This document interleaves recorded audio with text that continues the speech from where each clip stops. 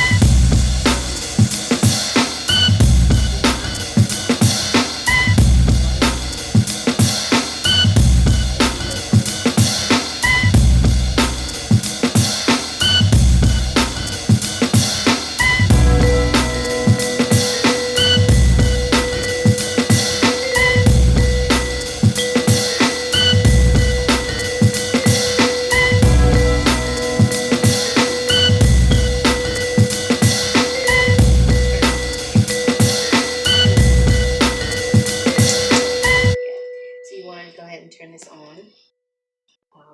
I put this on medium heat, and you have your ground beef here. We have 2 packs. I really didn't do measurement, kind of in the way of like I work at a deli now, as one of my jobs, and we don't do measurements. We do as it tastes, and as much as how many servings and stuff like that. And this looks like this would be a good serving for me and my sister, just this 1 pack. But I want to do a little bit extra just in case we want some later on, or if another family member wants some. So we're gonna do 2 packs of this, and it's around the same. It's around the same kind of weight. You want to get in there and just kind of smush it down a little bit. And you want to use either a non-stick pan or either a cast iron skillet. And another thing as well too, you don't need to put any oil in this because ground beef, if you cook a lot, you know that ground beef is going to get its own oils in. It's going to be it's going to be oily. It's going to get really, really oily. And we probably need to strain it before we put anything else in it. We put in plenty of our salsa inside of this. You're probably going to need to strain the oil out because we don't want any of that. Now you can decide to put some green peppers and onions on as a topping for this or whatever, but you don't really have to put a topping on. You don't really have to put a topping on for this. You don't have to put like the green peppers and onions in here, but I would prefer to put the green peppers and onions in here because it gets them really soft and really nice. So we're just going to add the green peppers and onions. We're not going to add all of it. We're going to see how it is, and we're going to stir it up just to see if that's enough. Which I think I'm going to add all of this. You can also save some of it for later. You can probably save some for later and, use it as like a topping for it. But really, I'm not into that. We're just going to put in just some of it now. Maybe like, it's a lot of ground beef, so.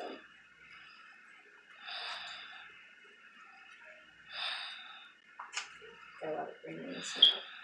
That should be about enough. I'm going to go ahead and roll these away. And one thing that I do see that other YouTubers do is they try to cook this first, they cook that down, and then they add the seasoning later. I'm not into that. I want to put the seasoning into my meat while it's cooking because it's just more flavorful that way. It's just more better that way.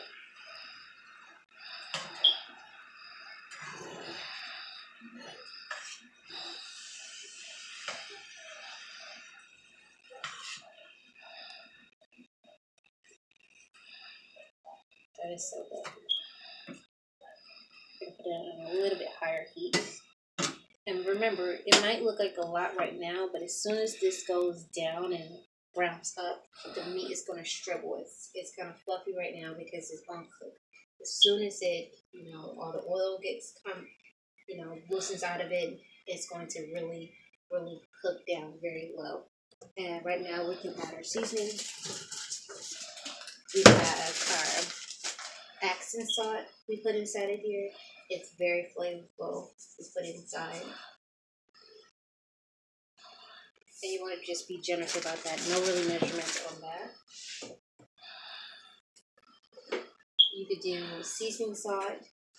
Any brand is fine. Normally there's the famous one is Lawry's. So you got black pepper.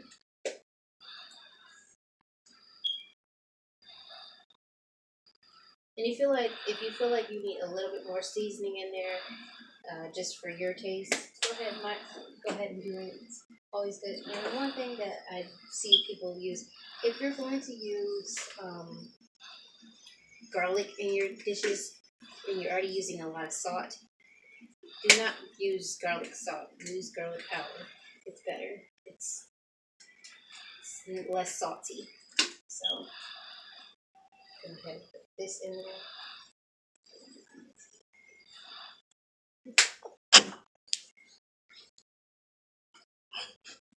Yeah, more garlic powder in here.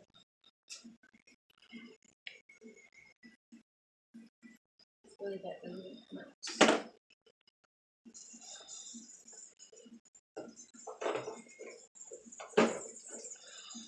Oh, and this is optional.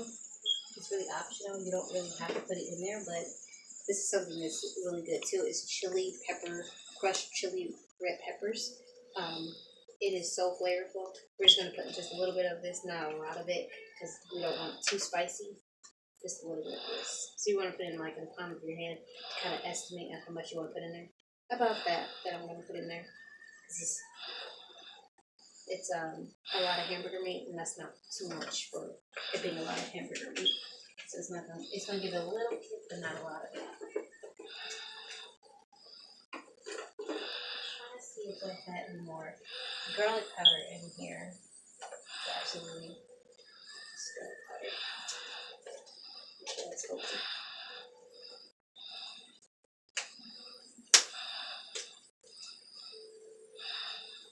I don't know if I'm the only one who uses the side with all the holes in it, or do you use just the poorer side? Comment that down in the comments and let me know which one do you use. Do you just wing it with pouring? Because I feel like if I use the one with all the big hole in it, I want to pour a whole bunch of it in there, and I'm not gonna like that. But I mean, I'm pretty sure there's someone out there who uses it that way because they wouldn't keep it there. They'd probably be like, no one's using that side, so let me just put it with the one with the small holes or a little bit bigger holes, So, I don't know. Just comment that down. I want to know who does that. Who really does that.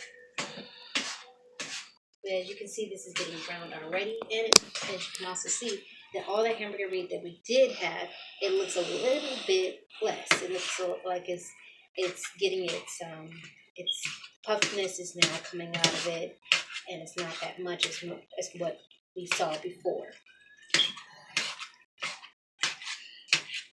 So we're going to take a break just for a second, and we're going to just let this cook down. And once it gets brown, we're going to finish up this, and we'll be back.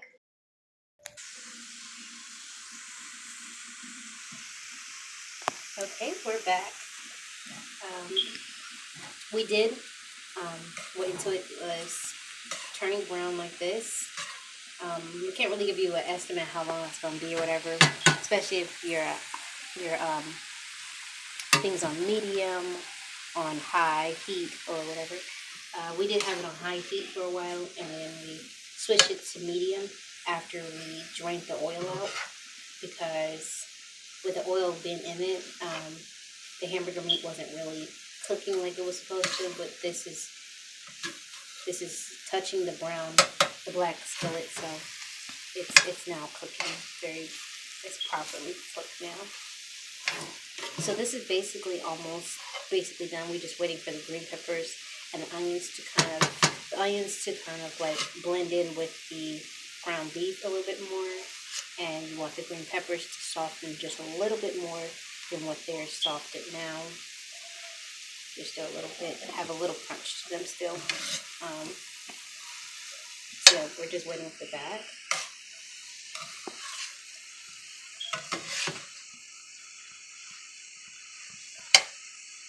And again, if you are wondering what the seasonings again that I put in this, I put seasoning salt, African salt, black pepper. I put crushed red pepper flakes. You can also put, I put garlic powder. I don't know if I mentioned that or not, but I put garlic powder. And what I did also put in here, I was looking at the cayenne pepper seasoning, and I accidentally put in some nutmeg seasoning, but I've only put a tiny bit in there, so maybe you won't taste it, or maybe even it would even taste good. We'll let you know anyway, because we're going to taste these right on camera for you guys. And I put in cayenne pepper on here as well, so just a little bit of it, just to give it a little bit kick too. And yeah, so the next thing we're going to do is get our salsa. This is thick, chunky Taco Bell salsa. You can get any type of, it has very different, like a lot of different styles, a lot of different of them. This is the medium version of it. They have a mild version. They probably have a hot one. So yeah, we just got the medium one. Now the one thing I did forget that I wanted to put inside of here too is you can either get the canned cheese, or you can either get, it's like in the same type of jar as this. It will be what's that? It's like the same type of jar, type of cheese as well too. And it's just strictly for like using it for like tacos or for nachos or stuff like that. You just put it exactly on that, and you put it right inside the meat. So you can do either of those, but I did forget that, so we're just going to put the salsa in there.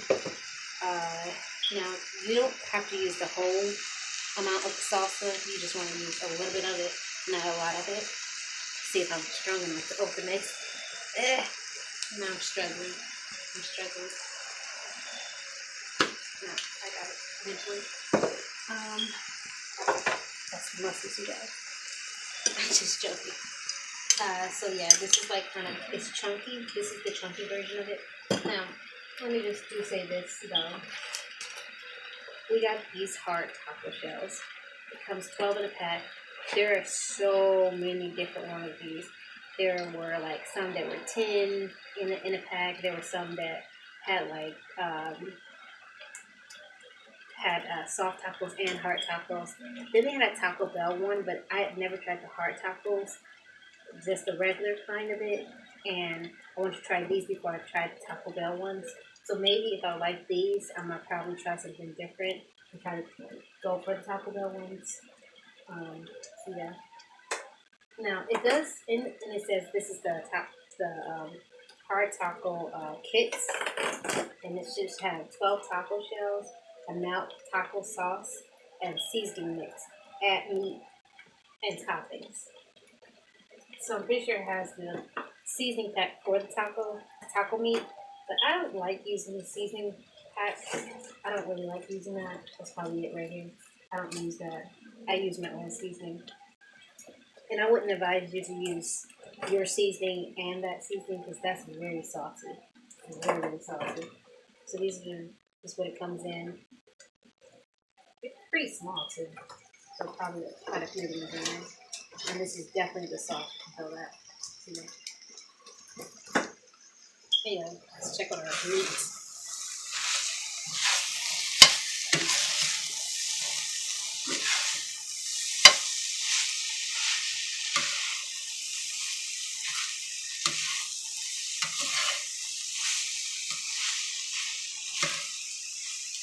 Alrighty then.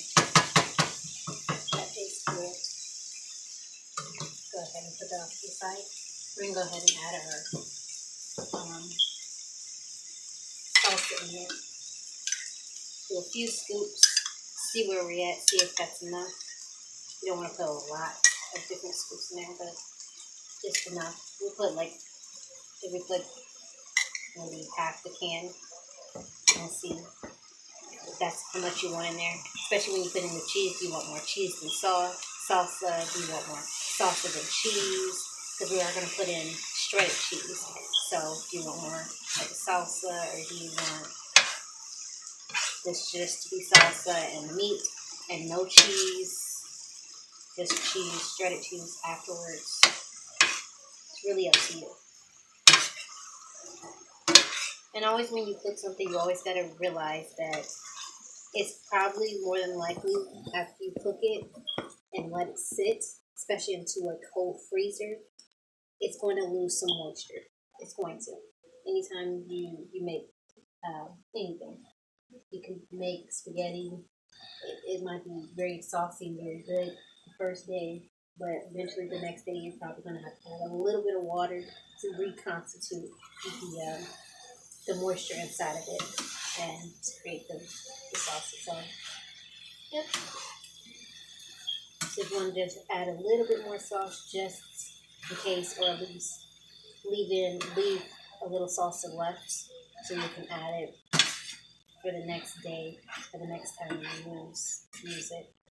So as you can see, this looks pretty, but you wouldn't really think it's salsa in there, so we're going to add some more salsa.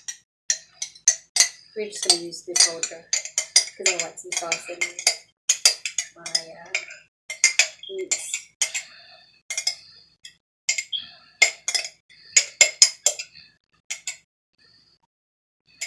If you want to use just the same kind, just showing you guys up close of which one it is.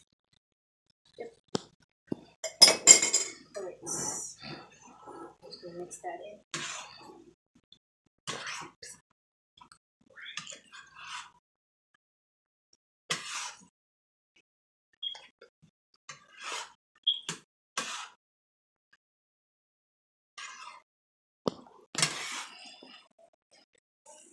Okay, we did pause the video just for a second to let it cook down. As you can see, it is looking really nice.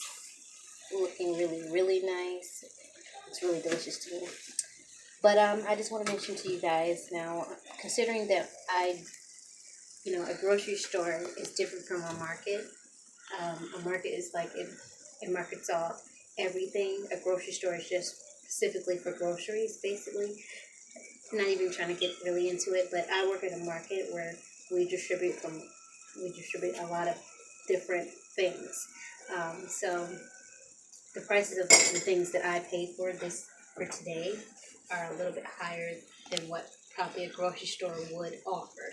So everything that I got here today, again, that was the hard tacos, the soft tacos, the sour cream, the cheese, the lettuce, and the meat, the green pepper, and the tomatoes. Everything I got here today was under $25. Now, again, you can. Now, I didn't really look at if there were name brand things, if they were not name brand things. It really doesn't matter. Really, if you cook it up right, you can get it to be good bomb. It doesn't matter if it's name brand or not. So